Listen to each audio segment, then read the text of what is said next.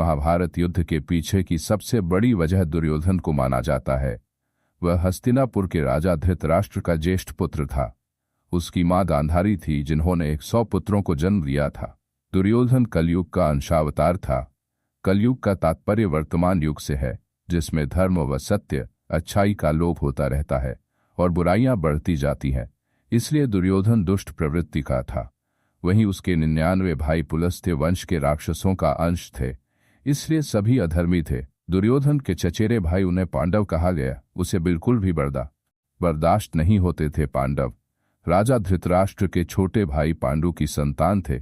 धृतराष्ट्र बचपन से अंधे थे, तो राजा पांडु को बनाया गया था। कुछ बरसों बाद पांडु ने खुद संन्यास ले लिया था और वह अपने बड़े भाई धृतराष्ट्र को राजा बना गए थे। पांडु की 2 पत्नियां थीं, एक कुंती और दूसरी माद्री। ये दोनों पत्नियां भी राजपाट त्याग कर पति पांडु के साथ वन में रही। चूंकि पांडु को एक शाप था कि वो जब भी औरत से संबंध बनाएगा तो उसकी तत्काल मौत हो जाएगी।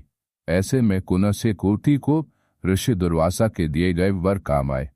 उन वरों से ही 5 पुत्र हुए। उनके नाम थे युधिष्ठिर, भीम, अर्जुन, नकुल और सहदेव। सभी देवताओं के अंशावतार थे। दुर्योधन चाहता था कि हस्तिनापुर पर वही राज करे और पांडव कहीं जा मरे। इसलिए दुर्योधन, उसके मामा शकुनी और अन्य कौरवों ने पांडवों को मारने, भगाने या प्रताड़ित करने के अनेक यत्न किए थे, मगर पांडव सही राह पर थे और उन पर सदैव भगवान श्री कृष्ण की कृपा रही। इसलिए उन्हें न कोई युद्ध में हरा सकता था और न मार सकता था।